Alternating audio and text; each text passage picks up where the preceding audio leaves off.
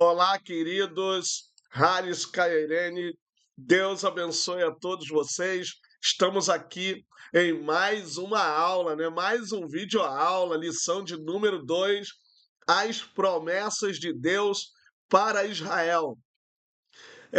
Você sabe quando Israel foi formado como nação? Você sabe quando, lá no Antigo Testamento, Deus levantou esse povo e ele foi chamado de hebreus? Por que que Israel é chamado de hebreus? Por que eles são chamados de hebreus? Essas e outras questões nós vamos tentar responder aqui nesta lição 2, as promessas de Deus para Israel. Mas antes, eu gostaria que você curtisse, comentasse, compartilhasse o link, se inscrevesse e deixasse também o sininho ativo lá. Deus abençoe, vamos nessa trajetória e, como eu sempre digo, este é o dia que fez o Senhor, alegremos-nos e nos regozijemos nele. Então, segunda lição, as promessas de Deus para Israel. Os textos em classe. Gênesis capítulo 12, versículo 1 ao 3, Romanos capítulo 9, versículo 1 ao 5, que é o capítulo 12 de Gênesis, é o chamado aí de Abraão. Eu lembro que semana passada eu disse, né, gente? Muita gente está falando chamada, é chamado. Então, sempre é chamado é quando alguém te liga ou quando alguém te chama no sentido de te chamar assim mesmo. Agora, o chamado é no sentido de propósito, objetivo. Eu tenho um chamado, eu tenho um propósito, tenho um objetivo. Alguém me chamou especificamente. Palavras-chave, promessas, Deus, Israel e descendência. Introdução. É inegável que o povo de Israel é uma nação abençoada até os dias atuais. Na história desse povo, confunde-se a história de Deus e deles, pois tudo começou por meio de um chamado a um homem que já tinha uma idade avançada e uma mulher estéril e idosa. Tudo isso não é nada para o Deus que criou todas as coisas do nada, que traz à existência o que não existe. Essa é a vida de Israel, que tem a garantia de Deus do cumprimento de todas as promessas para a sua vida e descendência. Aqui, um errozinho em português, para a sua vida, erro de digitação. Para a sua vida e descendência. Eu vou até consertar aqui junto com vocês, que aí a gente já resolve logo. Então, para a sua vida e descendência. O interessante, quando eu digo aqui, confunde-se, isso eu já coloco para impactar mesmo, porque não tem como separar a história de Deus com a história de Israel, porque ela nasce do milagre, ela nasce do chamado divino, ela passa a existir da onde não existia. E aí a gente percebe que as questões de Abraão, sua idade, a idade de Sara, a esterilidade dessa mulher, não implicam em nada para Deus tratar ou resolver o milagre. Deus, ele mesmo diz, porventura existe alguma coisa demasiadamente grande para mim, diz o Senhor. Então não tem nada grande para ele. Então isso aqui é apenas um detalhe. Então a introdução, ela aponta essa história aí de que não dá para separar essas duas realidades. Quando eu digo Deus abençoa até os dias atuais, Israel já está beirando aí a seus 6.000 anos de existência e são chamados lá de hebreus antes que Israel é só quando eles entram na terra prometida. Judeus só depois do período babilônico. Então Israel quando eles estão já mórbidos na sua terra, e hebreus quando ainda não entraram na terra prometida. E hebreus vem de Éber, que é um ancestral também de Abraão, da linha que Abraão sai. Por isso Éber, hebreus. Então daí sai essa ideia de hebreus. Israel, a promessa da criação de uma grande nação. E far-te-ei uma grande nação. Primeiro subtópico desse grande tópico, Israel, uma grande nação. Este versículo marca o início de um dos pactos mais significativos da Bíblia, que no caso aqui é a aliança abraâmica, ou aliança abraâmica. na qual Deus escolhe Abraão e o separa para um propósito único. A promessa de Deus a Abraão não foi baseada em méritos humanos ou na grandeza pessoal de Abraão, mas na graça soberana de Deus. Abraão era um homem comum em Ur dos Caldeus, num contexto de politeísmo. No entanto, Deus, em sua soberania, o escolhe e faz promessas monumentais.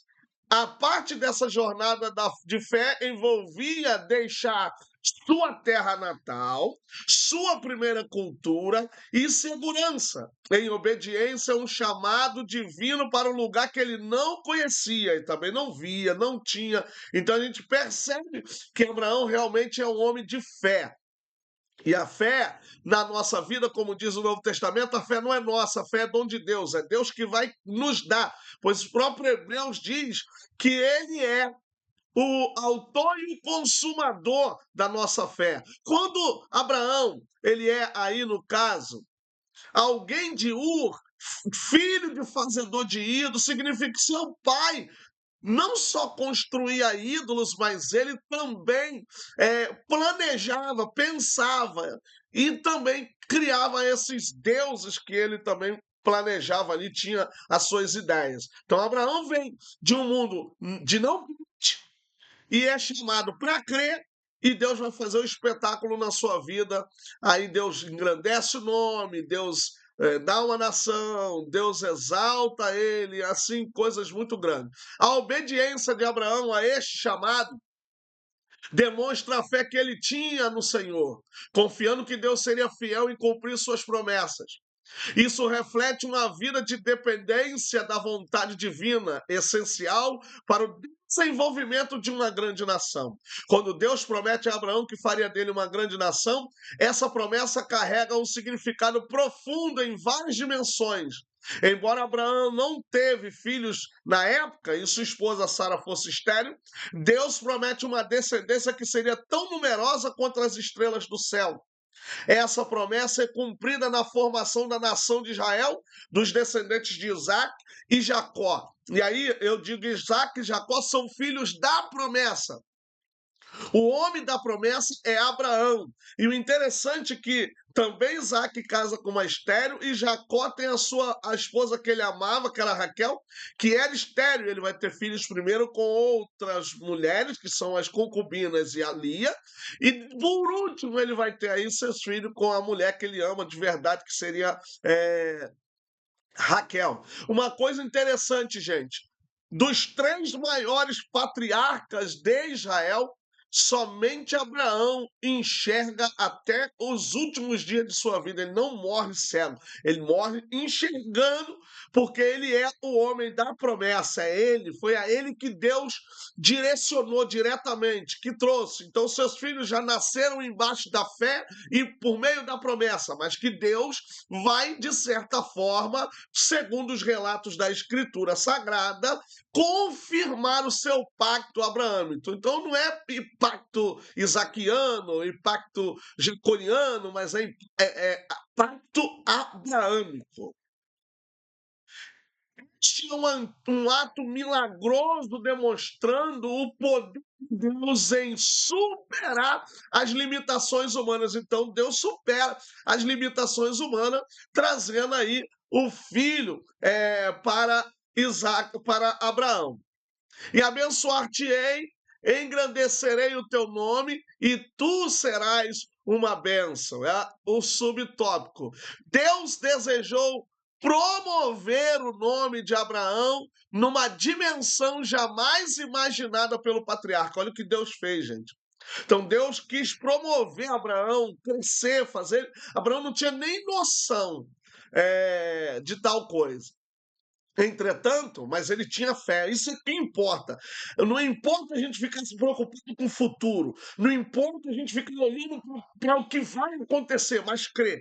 A fé é olhar para o que não dá para ser visto com os olhos carnais. A fé é enxergar aquilo que não se vê. E aí, meu irmão, você vai ter o crescimento, a dimensão que Deus quer fazer, a gente não tem nem ideia. Entretanto, a promessa não era meramente materialista. A bênção material deveria carregar um testemunho espiritual, e tu serás uma bênção. Nenhuma nação teria dúvida de que era Deus que faria isso com Abraão. Era uma promessa por demais significativa, pois Abraão era filho de uma família idólatra. E Deus o escolheu para ser pai de um povo que ainda surgiria, o povo de Israel. A história hebreia comprova que o patriarca Abraão foi, de fato, uma grande bênção para os israelitas. Abraão não é só pai de multidão, mas pai de nações, e todos nós sabemos que, fazendo uma fala aqui de ordem cronológica, Abraão é o pai das três maiores religiões do mundo, que é o judaísmo, o cristianismo e o islamismo. Ele é um pai respeitado em todas elas. Então a grandeza desse homem foge a qualquer realidade humana, porque quando Deus fala, realmente acontece. E aí a gente vai vendo que não é uma promessa só materialista, porque a frase tu serás uma bênção tem uma representatividade imensa para que Abraão continue aí sendo testemunho das nações, e Israel deveria levar esse testemunho à frente. Aí eu falo, a frase tu serás uma bênção sugere uma responsabilidade direta sobre Abraão e sua descendência. A vitória de Deus não é algo que Abraão simplesmente recebe passivamente. Ele é convocado para participar ativamente no plano de Deus. Essa promessa traz responsabilidade pessoal. Abraão foi chamado para viver de maneira digna, de ser uma bênção para todas as famílias da terra. Por isso a Bíblia diz: ande em minha presença e ser feito. Ele tinha que ser o modelo, ele tinha que ser o auge de toda a perspectiva da fé. Então, por isso, essa frase, até para nós, deve ser levado nesse âmbito, nessa perspectiva. Isso sugere que a bênção não é apenas algo que ele recebe, mas algo que ele distribui. Sua conformidade e fé permitem que ele desempenhe esse papel de forma extraordinária. Então, a Bíblia diz, eu lembro de Isaías, que nós fomos chamados como carvalhos de justiça, plantados pelo Senhor para a sua glória. Se nós tivéssemos ideia do que realmente significa essas palavras, nós entenderíamos o nosso papel de testemunhas de fé, testemunhas da glória de Deus, testemunhas do céu. E às vezes vem os escândalos, às vezes vem toda essa sujeira sendo jogado para fora, quando na verdade Deus nos plantou como carvalhos de justiça. Terceira e última subseção dessa primeira parte. E abençoarei os que te abençoarem, e amaldiçoarei os que te amaldiçoarem. Versículo 3, né, de capítulo 12 de Gênesis. Esse versículo faz parte da promessa de Deus a Abraão, em Gênesis 12, 3, onde o Senhor estabelece um pacto com ele. Lembra da primeira lição? Geralmente a palavra pacto, aliança, concerto, juramento, ou falar no verbo, né, davar, ou falar, ou palavra, são essas palavras usadas em primeiro lugar para traduzir a ideia de promessa. Então a palavra promessa não seria a primeira tradução dessas palavras aqui: pacto, concerto, aliança, juramento, falar. Então, sempre quando a gente olhar na Bíblia a palavra promessa no Antigo Testamento, ela está voltada para pacto, para aliança, para concerto, para juramento, sempre aí no falar de Deus, está sempre no falar de Deus, seria o davá, né? A frase abençoarei os que te abençoarem e amaldiçoarei os que te amaldiçoarem mostra a proteção divina sobre Abraão. E aí, gente, não tem como amaldiçoar aquilo que foi abençoado, né? E seus descendentes.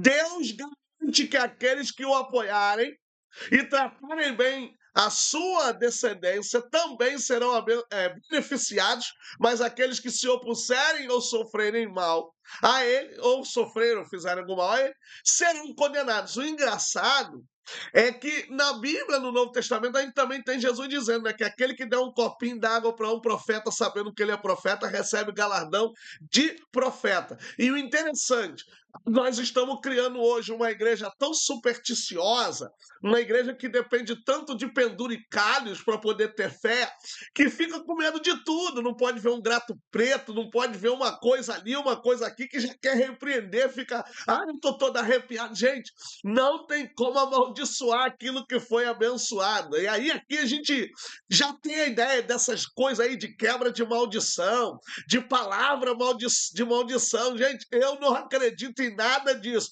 E o pior é que as pessoas ainda ficam tentando encontrar parâmetros na Bíblia para dar base a essas coisas. Ó, a palavra tem poder, mas aí tu só vê que a palavra só tem poder aquela que é de maldição. Porque quando a gente fala coisa boa, acontece, só coisa ruim. Então, gente, Deus falou bem claro: quem te amaldiçoar será amaldiçoado, quem te abençoar será abençoado. Não tem como amaldiçoar aquilo que foi abençoado. Creia, somente creia.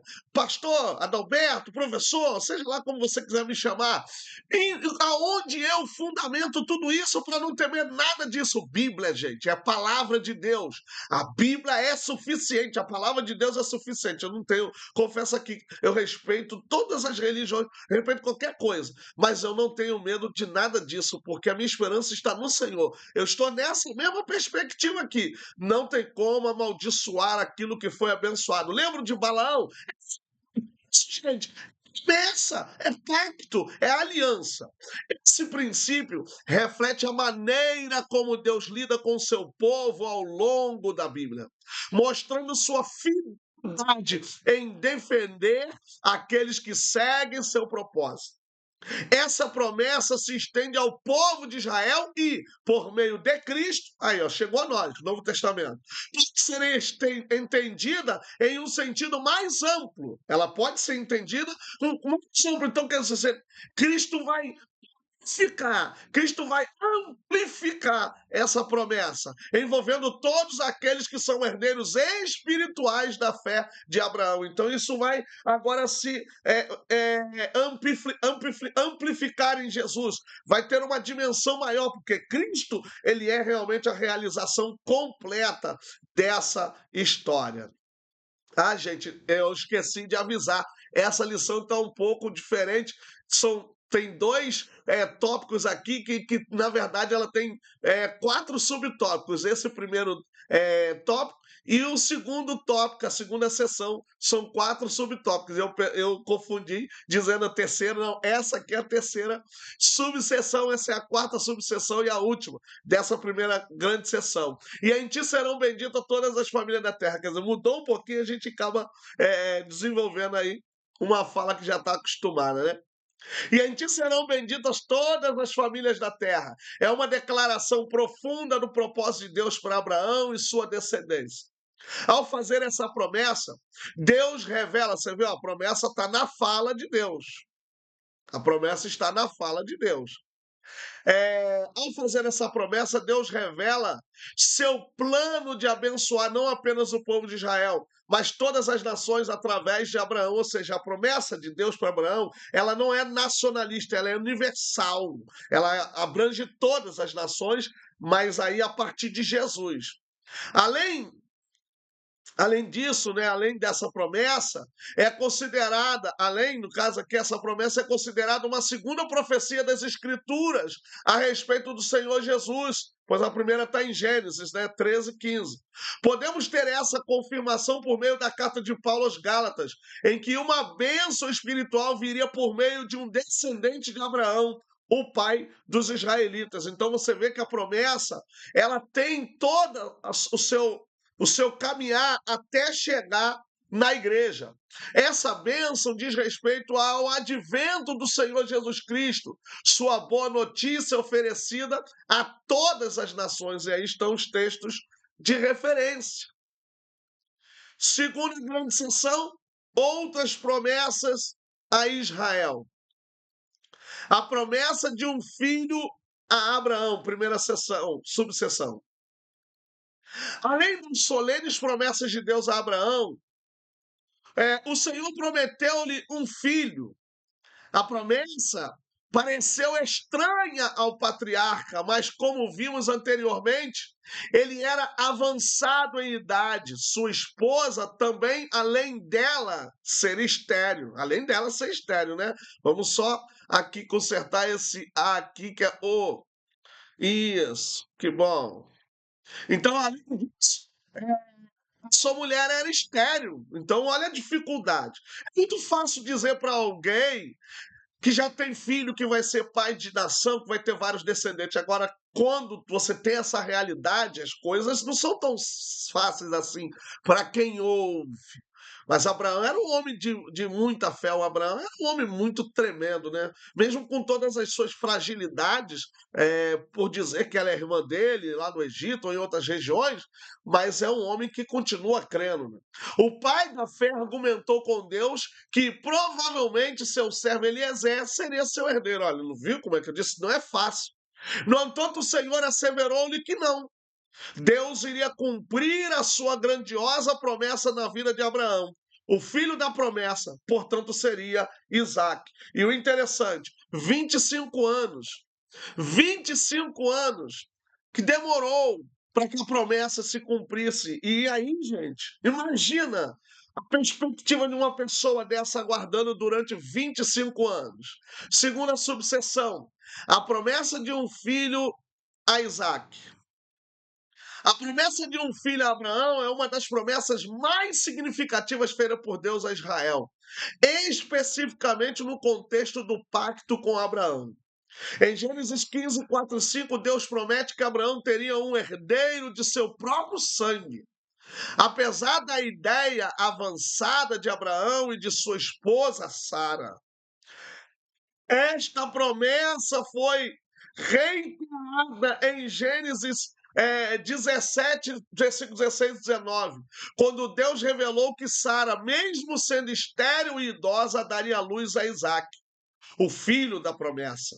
A promessa de um filho foi um teste de fé para Abraão, que esperou muitos anos para ver o cumprimento dela. Em Romanos 4, 18 e 20 a 21, Paulo destaca a confiança inabalável de Abraão na promessa de Deus, mesmo quando tudo parecia impossível. Versículo 18 diz, esperando contra toda a esperança. Gente, a promessa de Deus, ela é real. É preciso a gente confiar, não importa o tempo, não importe, porque Deus não vive em tempo e em espaço. Para nós é necessário estar dentro desse tempo, é preciso, mas Deus não tem essa realidade. Então, um dia para ele é como mil, mil é como um. Então, o que o homem pode fazer em um dia, Deus, se quiser, leva em mil. O que o homem leva para fazer em mil, Deus pode fazer em um dia. Isso cabe à vontade dele. Então, foi ao mesmo tempo promessa se cumprindo e uma aprovação para poder ver o nível da fidelidade desse homem, a justiça desse homem, porque a Bíblia diz no capítulo 15, 6, que creu Abraão em Deus e isso foi lhe imputado como justiça. Então era um homem realmente fundamentado na fé e na justiça de Deus.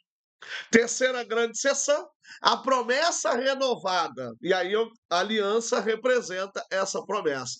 Deus não se esquece de suas promessas. Após a morte de Sara, Abraão casou-se com Quetura. Ele tinha mais de 100 anos e teve 6 filhos com ela. Antes de morrer, Abraão providenciou uma esposa para Isaac por intermédio de Eliezer, seu servo. Este foi a Mesopotâmia e lá, por direção de Deus, encontrou uma esposa, Rebeca, para o filho de seu senhor e a levou a Isaac, que se casou com ela. Então, observem que Deus vai ali fundamentando a sua promessa, vai sempre confirmando a sua promessa e agora com Isaac. E vai trazer esse casamento. E o interessante é que praticamente quase todo mundo árabe é descendente de Abraão. O homem foi realmente grande, porque ele tem 2 filhos ali com Jacó, né? Ele é pai de 2 filhos de Jacó, porque a palavra ave no hebraico, que significa pai, também significa avô, ancestral. Então, Por isso que às vezes na Bíblia a gente olha assim, ó, fulano é pai de ciclano, mas quando depois você vê em outro texto, diz que ele é avô. Por quê? Por causa da palavra av, que dá também essa ideia. E geralmente, gente, se a gente olhar direitinho, o avô é pai, porque se não fosse o avô, o filho não teria outro filho. Então a gente tem que olhar nessa perspectiva, porque a nossa mente ocidental é diferente. Então, Abraão também é pai de Esaú.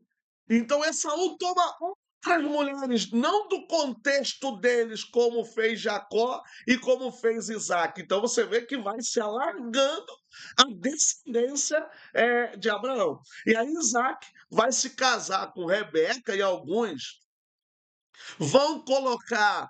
é, uma representatividade de Isaac casando com Rebeca, como se ela fosse a noiva, né? Isaac, é, o noivo, ou seja, Jesus, e os pendentes ali de Rebeca seriam os dons espirituais.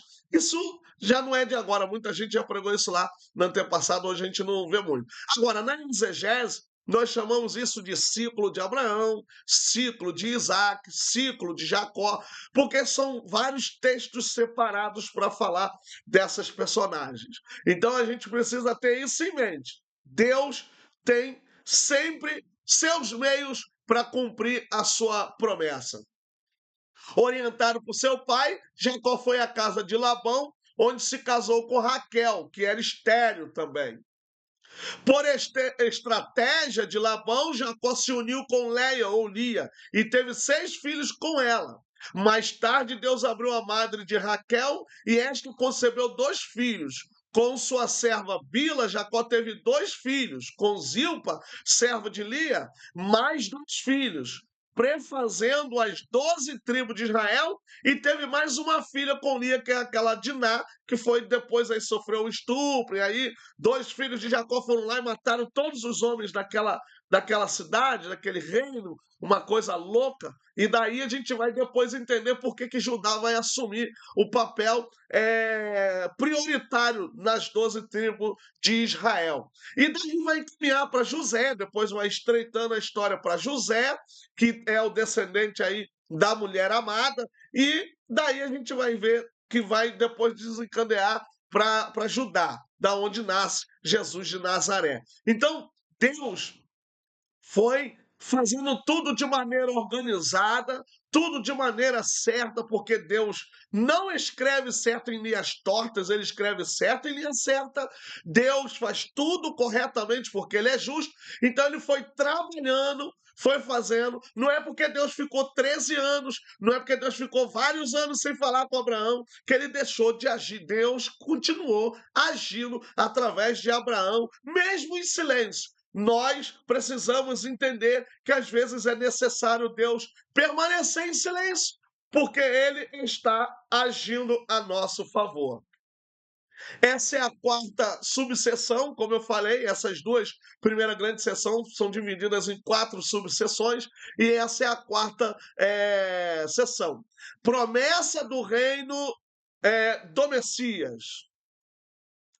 A promessa do reino do Messias é um tema central nas Escrituras e está profundamente enraizada nas promessas feitas a Abraão e seus descendentes. Isso aqui tem a ver com Davi, tem a ver com o rei ideal, tem a ver com o Messias e vai chegar em Jesus. Vamos que vamos. Essa promessa se estende ao longo da narrativa bíblica, culminando no Novo Testamento com a vinda de Jesus Cristo. Ela se cumpre aí. A promessa do reino do Messias tem suas origens nas promessas feitas a Abraão, onde Deus declarou que todas as nações da terra seriam abençoadas através dele. Isso estabelece uma base para a expectativa de que um descendente de Abraão traria salvação e vitórias, não apenas para Israel, mas para toda a humanidade, que de certa forma cresce nele. A dinâmica está na fé. A condicionalidade está na fé. Deus quer abençoar todas as nações. E isso a gente vê quando a gente lê na Bíblia que Deus separou um povo, né? Derrubou a barreira da separação e Deus chamou um povo, uniu esse povo de raças, isso também está aí em Apocalipse, raça, tribos, línguas e nações. Então a gente tem aí raças, tribos, línguas e nações que são povos distintos que vão se tornar a igreja e vão receber a promessa do reino por meio dessa fé preservada, crendo em Deus aí a partir da mesma perspectiva de Abraão, em Jesus de Nazaré. Então, como eu falei, Jesus é o autor e o consumador da nossa fé. A igreja, por inteiro, nesses 2000 anos de história, está fundamentada na fé do autor e consumador que é Jesus. Nossa fé não foi dada por pessoa senão por Jesus Cristo, conforme está na carta aos Hebreus. No Novo Testamento, a vinda de Jesus é vista como o cumprimento dessas promessas. Jesus, reconhecido como Messias, proclama a chegada do reino, porque ele fala isso, de Deus em seu ministério. Em Lucas 4, 18, 19, ele cita Isaías ao declarar que foi ungido para trazer boas novas aos pobres, libertar os cativos e restaurar os oprimidos, enfatizando o caráter do reino. E ele sempre dizia: o meu reino não é desse mundo, o meu reino não é daqui. Então é sempre sim, um reino sempre eterno. Um reino que tem uma dimensão totalmente diferente do que nós estamos vendo na atualidade o que aconteceu no passado com os impérios. A promessa de salvação para Israel, terceira grande sessão e última, né? A queda de Israel. O Novo Testamento mostra claramente a queda de Israel. A nação não conseguiu exercer o papel de nação sacerdotal no meio de outras nações. Isso, infelizmente, né, gente? A gente não fala isso com alegria. Por isso, os capítulos 9 e 11 da Epístola de Paulo aos Romanos trata de algumas questões que muitos cristãos dos dias atuais se fazem hoje. Como as promessas de Deus para Israel podem permanecer válidas hoje? Elas foram revogadas.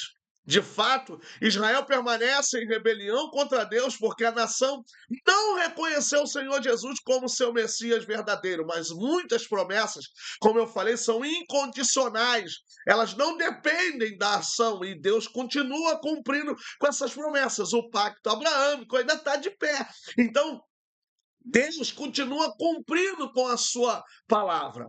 A queda de Israel serve como um aviso sobre as consequências da desobediência a Deus, mas também reflete a profundidade da graça divina. Lembra que Paulo disse? Deus não poupou nem o jambuzeiro. Então Deus também não pode poupar a gente. Lembre, Deus é justo, gente. Deus tem uma justiça que é intocável. Ela não muda. Então a gente precisa tomar cuidado com isso. Tudo que está na Bíblia é exemplo para nós. Não adianta só bater naqueles homens, bater em Tomé, bater em Fulano, bater em Pedro, porque negou, porque a gente corre esse risco também. Eu volto sempre a falar de Antipas. Antipas só foi reconhecido como testemunha fiel porque estava morto. A gente só chega em nível de testemunha fiel depois da morte. Enquanto tivermos nessa vida, qualquer risco nós podemos aqui ter. E aí a fidelidade vai por água abaixo. Então vamos tomar cuidado e não ficar só criticando os homens da Bíblia. Vamos tomar como exemplo. A gente poderia ter pregações com uma outra perspectiva com as falhas desses homens. Apesar da infidelidade do povo, as promessas de restauração e segurança permaneceram, demonstrando o amor e a fidelidade de Deus em relação ao seu povo. Sempre na Bíblia tem palavra de juízo e palavra de salvação. O Antigo Testamento é assim: palavra de juízo e palavra de salvação. Então, se Israel agora está no juízo, também tem palavra de salvação para eles. Essa narrativa é essencial para entender a promessa de salvação e o plano redentor que se desenvolve nas Escrituras. A tristeza de Paulo por Israel. A tristeza de Paulo por Israel é um tema significativo em suas cartas, refletindo seu profundo amor e preocupação pelo povo. Essa tristeza é expressa de várias maneiras. Paulo começa em Romanos 9 com uma declaração poderosa sobre sua angústia e tristeza por causa de seus irmãos israelenses. Ele afirma: digo a verdade em Cristo, não minto, e a minha consciência me testemunha no Espírito Santo que tenho grande tristeza e incessante dor no meu coração, porque eu mesmo desejaria ser anátema, separado de Cristo, por amor de meus irmãos, que são meus compatíveis ou meus compatriotas. Então você vê que o camarada tem um espírito igual dos homens do mundo profético. Senhor, nós pecamos. Ele se coloca, e aqui na verdade ele se rejeita para que Deus pudesse salvar a Israel, porque a promessa era para ele, gente. Olha que coisa angustiante. E assim a gente tem que ficar pela nossa família, pela nossa parentela, porque eu fico num desespero olhando, orando pelos meus irmãos, pelos meus cunhados, pelas minhas cunhadas, pelos meus sobrinhos, pelos meus parentes, minha mãe.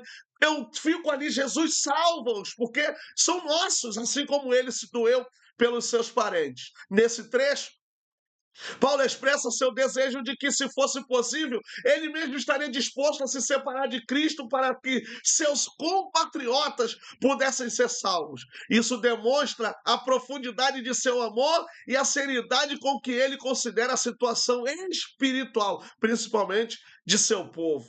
Terceira e última sessão dessa lição: promessa de salvação a Israel. Quando orava por Israel, o apóstolo expressava o seguinte: dos quais é a adoção de filhos, e a glória e os concertos, e a lei e o culto e as promessas, dos quais são os pais, e dos quais é Cristo, segundo a carne, o qual é sobre todos. Deus, bendito eternamente. Amém. Essas qualificações mostram que Deus cumpre a sua palavra prometida àqueles homens que o buscam em sinceridade. Por isso, a Bíblia assegura que Israel será salvo, ainda que não totalmente. A Bíblia diz que esse povo será chamado de filhos do Deus vivo, que o remanescente fiel de Israel será salvo. O libertador que virá de Sião fará isso. Tudo em Romanos, gente. Tudo Novo Testamento. Conclusão. Concluímos aqui a nossa aula de hoje. As promessas de Deus para Israel não podem falhar.